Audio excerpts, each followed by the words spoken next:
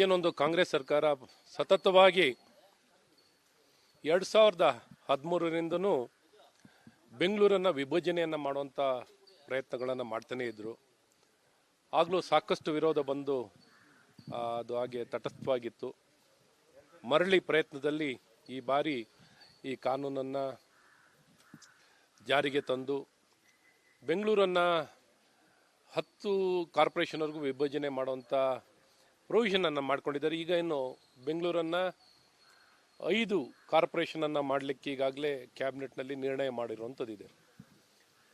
ಇದು ಬೆಂಗಳೂರಿಗೆ ಪೂರಕವಾಗಿಲ್ಲ, ಬೆಂಗಳೂರಿನ ಅಭಿವೃದ್ಧಿಗೆ, ಬೆಂಗಳೂರಿನ ಆಡಳಿತಕ್ಕೆ ಮಾರಕವಾಗಿರುತ್ತೆ. ಇವತ್ತೆಲ್ಲೋ ತಮ್ಮ ರಾಜಕೀಯ ಏನೊಂದು ದುರುದ್ದೇಶ ಇಟ್ಕೊಂಡು, ರಾಜಕೀಯದ ದುರುದ್ದೇಶ, ಒಂದು ಸ್ವಾರ್ಥದ ದುರುದ್ದೇಶ, ಎಲ್ಲರನ್ನು ವಿಭಜನೆಯನ್ನು ಮಾಡಿ ಡಿವೈಡ್ ಆ್ಯಂಡ್ ರೂಲ್ನಲ್ಲಿ ತಮ್ಮ ಹಸ್ತಕ್ಷೇಪವನ್ನು, ಏನು ಅಂದರೆ ಬೆಂಗಳೂರು ಸಮೃದ್ಧಿಯ ಒಂದು ನಗರ, ಈ ಸಮೃದ್ಧಿಯನ್ನು ತಮ್ಮ ವೈಯಕ್ತಿಕವಾಗಿ ಕಾಂಗ್ರೆಸ್ ಪಕ್ಷ, ಕಾಂಗ್ರೆಸ್ ಸರ್ಕಾರ ದುರ್ಬಳಕೆಯನ್ನು ಮಾಡಬೇಕು.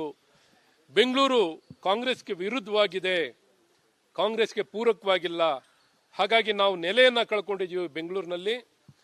ಈ ನೆಲೆಯನ್ನು ಕಳ್ಕೊಂಡಿರೋದ್ರಲ್ಲಿ ಏನೆಲ್ಲ ಚೇಷ್ಟೆ ಮಾಡ್ಬೋದು, ಏನೆಲ್ಲ ತೊಂದರೆಗಳನ್ನು ಕೊಡ್ಬೋದು, ಏನೆಲ್ಲ ಕಿರುಕುಳಗಳನ್ನು ಕೊಡ್ಬೋದು, ಈ ಎಲ್ಲ ಕಿರುಕುಳನ ರಾಜಕೀಯದ ಪ್ರಯೋಗವನ್ನು ಏನೊಂದು ಲ್ಯಾಬ್ ಆಗಿ ಮಾಡಿಕೊಂಡು ಇಲ್ಲಿ ಪ್ರಯೋಗವನ್ನು ಮಾಡಲಿಕ್ಕೆ, ಸ್ವಾರ್ಥಕ್ಕಾಗಿ, ಹಣಕ್ಕಾಗಿ, ದುರುಪಯೋಗ, ಹಣದ ಲಾಭಕ್ಕಾಗಿ, ಅಧಿಕಾರದ ದುರುಪಯೋಗಕ್ಕಾಗಿ, ರಾಜಕೀಯದ ಒಂದು ದುರುದ್ದೇಶದಿಂದ ಈ ಪ್ರಯತ್ನಗಳನ್ನು ಮಾಡ್ತಿದ್ದಾರೆ. ಎಲ್ಲ ಒಂದು ಕಡೆ ಇದನ್ನು ಬಹಳ ಪ್ರಬಲವಾಗಿ ಕಾನೂನಾತ್ಮಕವಾಗಿ ಇವರು ಅಧಿಕಾರಕ್ಕೆ ಬಂದು ಈಗಾಗಲೇ 2 ವರ್ಷದ ಮೇಲಾಗಿದೆ. ಚುನಾವಣೆಯನ್ನು ಮಾಡ್ತಾನೋ, ಚುನಾವಣೆಯನ್ನು ಸಹ ಮಾಡಿಲ್ಲ, ಚುನಾವಣೆಯನ್ನು ಮಾಡೋದಿಲ್ಲ ಇವರು. ಮತ್ತು ಇಡೀ ಸ್ಥಳೀಯ ಸಂಸ್ಥೆಗಳ ಅಧಿಕಾರವನ್ನು ಮೊಟಕುಗೊಳಿಸಿದ್ದಾರೆ. ಇವತ್ತು ಆ ಕಾನೂನಲ್ಲಿ ನೋಡಿ, 74ರ ಆರ್ಟಿಕಲಿನ ಪ್ರಕಾರವಾಗಿ ಏನು ಅಧಿಕಾರ ವಿಕೇಂದ್ರೀಕರಣವಾಗಬೇಕಾಗಿತ್ತು, ವಿಕೇಂದ್ರೀಕರಣ ಅಲ್ಲ, ಕೇಂದ್ರೀಕರಣವಾಗ್ತಿದೆ. ಹಾಗಾಗಿ ಒಂದು ನಗರವನ್ನು ಒಂದು ಸರ್ಕಾರದಿಂದ ನಿರ್ವಹಣೆ ಮಾಡೋದು ಬಹಳ ಕಷ್ಟ ಆಗುತ್ತೆ. ಸ್ಥಳೀಯವಾಗಿ ಅಧಿಕಾರ ವಿಕೇಂದ್ರೀಕರಣ ಆಗಬೇಕಾಗಿದೆ.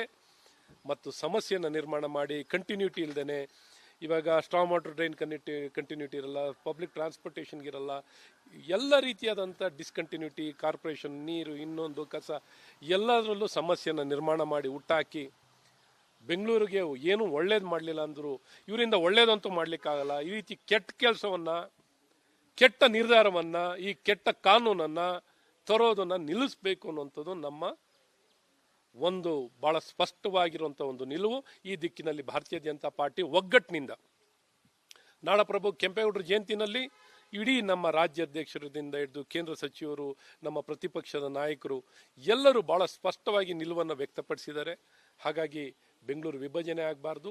ಮತ್ತು ಕಾರ್ಪೊರೇಷನ್ನ ಮುನ್ಸಿಪಾಲ್ಟಿ ಮಾಡಿದ್ದಾರೆ ನೋಡಿ. ಒಂದೊಂದು ವಾರ್ಡು ನಿಮ್ಗೆ 15-20 ಸಾವಿರಕ್ಕೆ ಒಂದು ಕಾರ್ಪೊರೇಟ್ರು. ಏನು ಆಗಲೇ ನಿಮಗೆ ಗೊತ್ತಿದೆ ಯಾವ ರೀತಿ ಒಂದೊಂದು ಓಟಿಗೆ 5-10 ಸಾವಿರ ರೂಪಾಯಿ ಕೊಟ್ಟು, ಮುನ್ಸಿಪಾಲ್ಟಿ ಎಲೆಕ್ಷನ್ನು 10,000 5,000 ಕೊಟ್ಟು ಓಟ್ಗಳು ಕೊಂಡ್ಕೋತಾರೆ. ಇನ್ನು ಯಾವ ಮಟ್ಟಕ್ಕೆ ಈ ಚುನಾವಣೆ ಆಗ್ಬೋದು, ಯಾವ ರೀತಿ ವ್ಯಕ್ತಿಗಳು ಬರ್ಬೋದು ಇಲ್ಲಿ ಆಯ್ಕೆಯಾಗಿ, ಯಾವ ಹಿನ್ನೆಲೆ ಇರೋರು ಬರ್ಬೋದು. ಇನ್ನು ಅದು ಈ ಬೆಂಗಳೂರಿನ ಕತೆ ಅಧೋಗತಿ. ಇವರಿಂದ ಏನೂ ಒಳ್ಳೇದು ಮಾಡಲಿಕ್ಕಲ್ಲ. ಸಾಧನ ಸಮಾವೇಶ ಸನ್ಮಾನ್ಯ ಮುಖ್ಯಮಂತ್ರಿಗಳು, ಕಾಂಗ್ರೆಸ್ ಸರ್ಕಾರ ಮಾಡ್ತಿದ್ದಾರೆ, ಉಪಮುಖ್ಯಮಂತ್ರಿಗಳು ಮಾಡ್ತಿದ್ದಾರೆ. ಇವರ ಸಾಧನೆಗಳು ನಮ್ಮ ಬೆಂಗಳೂರಿಗೆ ಸತತವಾಗಿ ಬೆಂಗಳೂರಿಗೆ ಕಿರುಕುಳ ಕೊಡ್ತಾ, ಬೆಂಗಳೂರಿಗೆ ತೊಂದರೆ ಕೊಡುವಂಥದ್ದು ಎಲ್ಲ ಸರ್ಕಾರದ, ಈ ಸರ್ಕಾರ, ಕಾಂಗ್ರೆಸ್ ಸರ್ಕಾರದ ಒಂದು ಚಾಳಿಯಾಗಿದೆ. ಹಾಗಾಗಿ ನಿಜಕ್ಕೂ ದುಃಖ ಆಗ್ತಿದೆ. ನಾನೇನು ಸುಮ್ಮನೆ ಏನೋ ಇವ್ರನ್ನ ವಿರೋಧಿಸಬೇಕು, ತೆಗಳಬೇಕು ಅನ್ನುವಂಥದ್ದಕ್ಕಲ್ಲ, ಬೆಂಗಳೂರಿನ ಹಿತವನ್ನು ಗಮನದಲ್ಲಿಟ್ಕೊಂಡು ನಾನು ಹೇಳಕ್ಕೆ ಇಷ್ಟಪಡ್ತೀನಿ. ದಯವಿಟ್ಟು ಬೆಂಗಳೂರಿಗೆ ಏನಾದ್ರು ಒಳ್ಳೇದು ಮಾಡಬೇಕಾಗಿದೆ, ದಯವಿಟ್ಟು ಬೆಂಗಳೂರನ್ನು ವಿಭಜನೆ ಮಾಡಬೇಡಿ. ಇವತ್ತು ತಂತ್ರಜ್ಞಾನ ಚೆನ್ನಾಗಿದೆ, ಆಡಳಿತ ಸುಲಭವಾಗಿ, ಸರಳವಾಗಿ, ನೀವು ಹೋಮ್ವರ್ಕು ಪ್ರಿಪರೇಷನ್ನು ಮಾಡ್ದೇನೆ, ಸೂಕ್ತವಾದಂಥ ಜನಗಳನ್ನ ಇಟ್ಕೊಳ್ದೇನೆ, ಎಲ್ಲ ಏನೂ ಮಾಡದೆ ನೀವು ಬೆಂಗಳೂರಿಗೆ ಇಷ್ಟು ಅನ್ಯಾಯ ಮಾಡ್ತೀರಿ. ಬೆಂಗಳೂರು ಜನ ನಿಮಗಿಷ್ಟು ಬೆಂಬಲವನ್ನು ಕೊಟ್ಟಿದ್ದಾರೆ. ದಯವಿಟ್ಟು ಇದನ್ನೆಲ್ಲ ಕೈ ಬಿಟ್ಟು ಬೆಂಗಳೂರನ್ನ ಒಂದಾಗಿಡಲಿಕ್ಕೆ ನಾಡಪ್ರಭು ಕೆಂಪೇಗೌಡರಿಗೆ ಏನಾರ ಅಲ್ಪ ಸ್ವಲ್ಪ ನೀವೇನಾರು ಗೌರವ ಇಟ್ಕೊಂಡಿದ್ದೀರಿ, ಅಥವಾ ಬೆಂಗಳೂರಿನ ಜನತೆಗೆ ನೀವೇನಾದ್ರು ಗೌರವ ಇಟ್ಕೊಂಡಿದ್ರೆ ದಯವಿಟ್ಟು ಬೆಂಗಳೂರನ್ನು ಒಂದಾಗಿಡಿ ಅಂತ ನಾನು ಒತ್ತಾಯವನ್ನು ಮಾಡ್ತೀನಿ. ಕಾನೂನಾತ್ಮಕವಾಗಿಯೂ ಮತ್ತು ಮನೆ ಮನೆಯಲ್ಲೂ ಈ ಅಭಿಯಾನವನ್ನು ಕೆಲವೊಂದು ಕಡೆ ಇನ್ನೂ ತೀವ್ರವಾಗಿ ತೊಗೊಳ್ಬೇಕು. ಈ ತೀವ್ರತೆ ಸಾಳ್ತಿಲ್ಲ. ನಮ್ಮಲ್ಲಿ ತೀವ್ರತೆ ಏನಾಗಿದೆ, ಈ ತೀವ್ರತೆಯನ್ನು ಹೆಚ್ಚಿಸ್ಕೋಬೇಕು. ಅದನ್ನು ಹೆಚ್ಚಿಸ್ಕೊಳ್ಳುವಂಥ ಪ್ರಯತ್ನದಲ್ಲಿ ಎಲ್ಲ ರೀತಿಯಾದಂಥ ಜನಜಾಗೃತಿಯನ್ನು ಮೂಡಿಸುವಂಥದ್ದಾಗಬೇಕು. ಅದ್ರ ಜೊತೆಯಲ್ಲೇ ಕಾನೂನಾತ್ಮಕವಾಗಿಯೂ ಹೋರಾಟ ಮಾಡುವಂಥದ್ದಾಗಬೇಕು.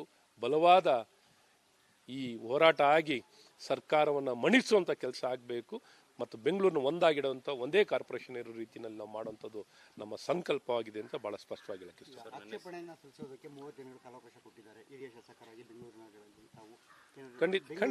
ಕರೆ ಕೊಡ್ತೀರಾ ಜನರಿಗೆ? ಖಂಡಿತ. ಆಕ್ಷೇಪಣೆಯನ್ನು ಈಗಾಗಲೇ ನಾವು ರಾಜ್ಯಪಾಲರಿಗೂ ಆಕ್ಷೇಪಣೆಯನ್ನು ಕೊಟ್ಟಿದ್ದು, ಬಿಲ್ಲನ್ನು ಏನು ಒಪ್ಪಿಗೆಯನ್ನು ಕೊಡದ ರೀತಿಯಲ್ಲಿ ಕಾನೂನಾತ್ಮಕವಾಗಿ ಸಂವಿಧಾನಕ್ಕೆ ವಿರುದ್ಧವಾಗಿದೆ ಅಂತ. ಇವತ್ತು ಅದನ್ನೇ ಮುಂದುವರೆದ ಭಾಗವಾಗಿ ನಾವು ಸರ್ಕಾರದಲ್ಲೂ ಭಾಳ ಸ್ಪಷ್ಟವಾಗಿ ಎಲ್ಲೆಲ್ಲಿ ಸಮಸ್ಯೆ ಇದೆ ಅನ್ನೋಂಥದ್ದನ್ನ ಭಾಳ ಸ್ಪಷ್ಟವಾಗಿ ಇನ್ನೂ ಸೆಮಿನಾರ್ಸು ವರ್ಕ್ಶಾಪ್ಸ್ಗಳು, ಇವತ್ತು ಸೆಮಿನಾರ್ಸು ವರ್ಕ್ಶಾಪ್ಗಳು, ಖಂಡಿತ ವರ್ಕ್ಶಾಪ್ಸ್ಗಳನ್ನ ಸೆಮಿನಾರ್ನ ಮುಕ್ತವಾಗಿ ಸರ್ಕಾರನ ಬರಲಿ, ಯಾರು ಬೇಕಾದ್ರೆ ಇವ್ರ ಪ್ರತಿನಿಧಿಗಳು ಬರಲಿ, ಚರ್ಚೆ ಮಾಡಲಿ, ವ್ಯಕ್ತಪಡಿಸಲಿ, ನಾವು ಚರ್ಚೆ ಮಾಡೋಣ. ಸಿವಿಲ್ ಸೊಸೈಟಿ ಇನ್ನೊಂದು ಮತ್ತೊಂದು ಪ್ರಬುದ್ಧ ನಾಯಕರು ಎಲ್ಲರನ್ನೂ ಒಳಗೊಂಡಂತೆ ಮಾಡೋಣ. ಈ ದಿಕ್ಕಿನಲ್ಲಿ ಚರ್ಚೆ ಮತ್ತು ಪಾರದರ್ಶಕವಾಗಿ, ಯಾಕೆಂದರೆ ಇದು ಯಾವುದೋ ರಾಜಕೀಯ ದುರುದ್ದೇಶದಿಂದ ಅಲ್ಲ, ಬೆಂಗಳೂರಿಗೆ ಒಳ್ಳೇದು ಮಾಡಿದ್ರೆ, ಬೆಂಗಳೂರು ಚೆನ್ನಾಗಿದ್ದರೆ ಇಡೀ ಕರ್ನಾಟಕ ಚೆನ್ನಾಗಿರ್ತದೆ, ಕರ್ನಾಟಕ ಚೆನ್ನಾಗಿದ್ದರೆ ಭಾರತ ಚೆನ್ನಾಗಿರುತ್ತೆ. ಹಾಗಾಗಿ ಇವತ್ತು ಇಡೀ ವಿಶ್ವದ ಜೊತೆಯಲ್ಲಿ ಸ್ಪರ್ಧೆ ಮಾಡ್ತಿರುವಂಥ ಈ ಸಂದರ್ಭದಲ್ಲಿ ನಾವು ನಗರವನ್ನು ಕಾಪಾಡಿಕೊಳ್ಳಿಕ್ಕೆ ಪ್ರಥಮ ಆದ್ಯತೆಯನ್ನು ಕೊಡಬೇಕು ಅನ್ನೋದು ನನ್ನ ಸವಿನಯವಾಗಿರುವಂಥ ಒಂದು ಪ್ರಾರ್ಥನೆ. ಸರ್, ನನ್ನ CM ಅವರು ಬಹಿರಂಗ ವೇದಿಕೆ ಮೇಲೆ ಸವಾಲು ಹಾಕಿದ್ದಾರೆ. BJP JDS ಅವರು ಆರೋಪ ಮಾಡ್ತಾರೆ ಏನು ಸಾಧನೆ ಆಗಿಲ್ಲ ಅಂತ. ಒಂದೇ ವೇದಿಕೆಗೆ ಬರಲಿ, ಚರ್ಚೆ ಮಾಡೋಣ.